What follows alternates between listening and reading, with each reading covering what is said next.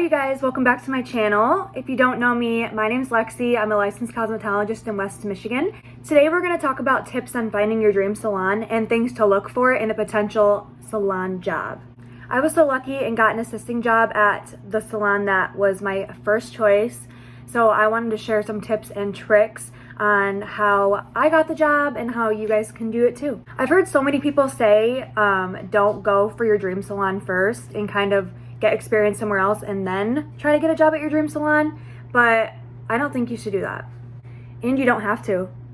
The first thing you have to think about before looking at salons is if you want to be booth rent or commission. And if you haven't heard of those, booth rent is when you work at a salon that rents out a chair to you or a studio space, something along those lines, and you are your own boss, so you buy your own product, you make your own hours, you make your own pricing.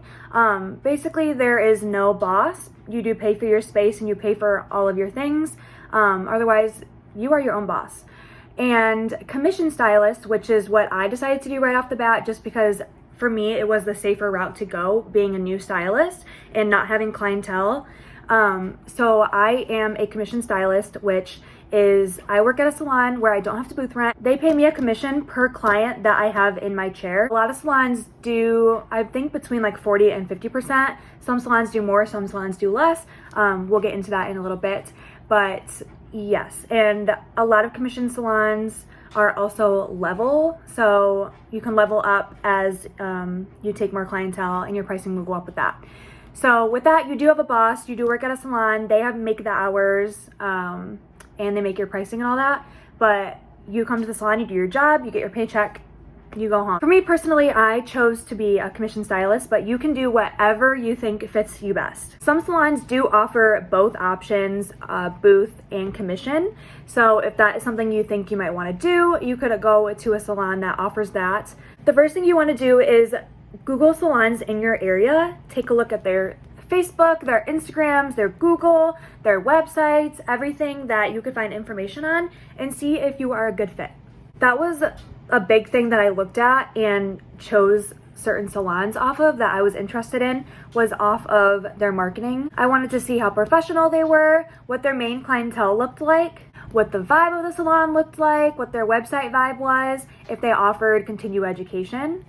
I looked at what color line they use because I personally really wanted to learn Redken Shades EQ. That was what I was really interested in, and I knew that if I was interested in learning about their product line, whether it was styling products or color products, I knew that I would be more comfortable using Redken, and that was really what I wanted to learn. So typically if it's something that I want to learn, it's something I'm interested in and I'm going to try harder.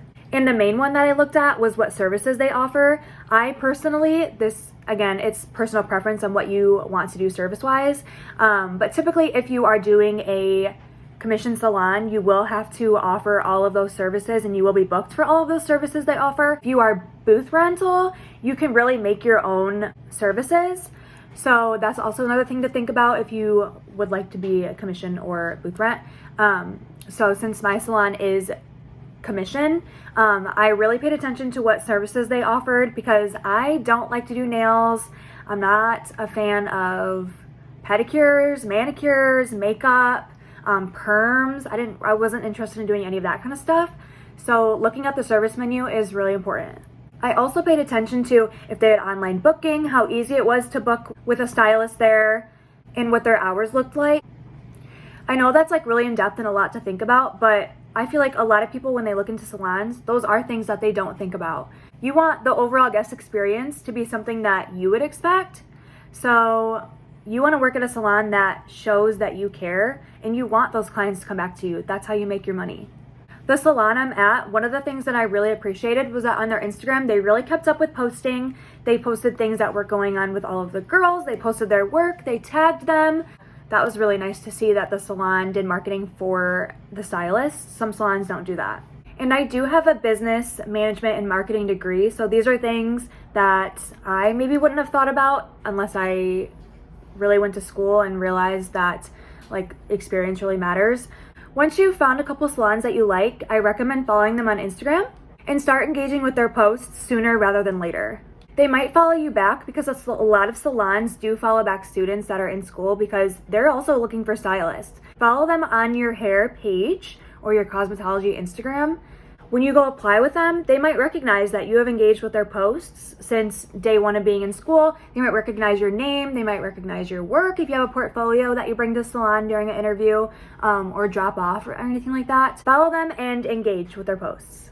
You have to show that you're interested and keep showing them. There's a lot of people who want to work at a salon and girls who are graduating around the same time as you that may be your competition. So you want to show them that you're the choice and that you have been wanting to work there. At the salon I'm at now, which was my first choice, I dropped off my resume 2 times, went into the salon personally and introduced myself and let them know that I was very interested in working there and how much longer I had left in school. I did that 2 times. I also emailed them my resume once I got closer to graduation. I know that probably seems like really annoying, but the salon that was my first choice had a lot of girls who were trying to get in there, and stylists don't leave that salon. So I really wanted to show that I was dedicated and that I really wanted to work there, because I did. Another big tip I have is to set up an appointment and go get a service done there. It could be a haircut, a toner. I had them, for one of my first appointments, I had them tone my hair, and the next appointment I had them fix up my money piece. So just simple things like that, just to get in there, show that you're a client there, that you've been there before, that you want to work there because you liked the experience you had. And I also wanted to see kind of how the girls are with the clients and how the salon is set up, if I liked it, if I could see myself working there. At the end of the day, yeah, they're interviewing you, but you're also interviewing them. So you want to see if that's a place that really vibes with you and you could see yourself being at. At your appointment, pick your stylist's brain and ask them questions. I saw 2 girls there. One of them was newer and another one had been there for years, so it was nice to get a little bit of a mix-up to ask them questions about the salon. And if you're graduating and you're not wanting to jump into a salon right away, I don't blame you. I assist right now and I've been assisting for about 4 months and my program is 6 months long. So when you're looking into a salon, ask them if they have an assisting program. I highly recommend doing that. I know it's different for everybody, but I think I've learned so much more out of school than I did the whole 1.5 years I was there. So, and the girl I work with is amazing. She's a great stylist and it's really nice to be able to ask questions, especially working in the salon environment that you're going to be working in, because you want to learn their color line. You want to learn what their products do so you can sell them and make commission off of that. So you want to know how the salon works, how all the girls are, things like that. So I think assisting is a great option. I got an offer from the salon that I work at now, and I also got an offer from a different salon that I could also have seen myself working at. But at the end of the day, I did make my choice of the salon I'm at now because I knew their assisting program had a great reputation. The other one, I would have been the first one to go through their program, so I just really wasn't comfortable doing that. How you start your career is how your career is going to go for the rest of your life. So I really wanted to start with a really strong program at a really strong salon who knew what they were doing, and ultimately that really made my choice in the salon I'm at now. And once you do all of that and get your interview, there's some important things that you should be asking. You want to know what their commission looks like.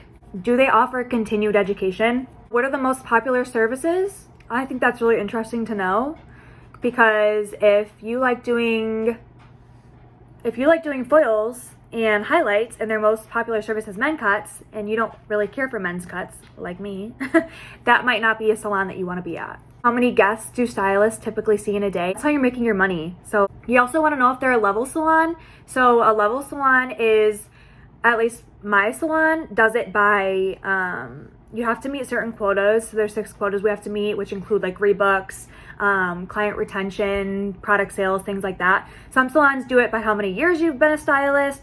Some salons do it by how many reviews you get, how much commission you've made. Also, hopefully they would tell you this, but you'll want to know how long their training program is. Some salons are 6 months, some salons are 3, some salons are a week, some salons are a year.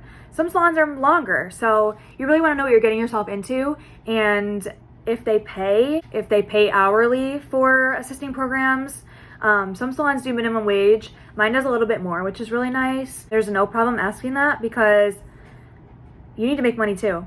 And one thing that I also looked at when I was looking through Instagrams and their websites is their dress code, because obviously like in school, a lot of schools make you wear all black. Some salons do as well, but my salon actually lets you wear like normal clothes. So that was really nice and something that I found kind of important in my career, because I want to be able to be comfortable too and show my style.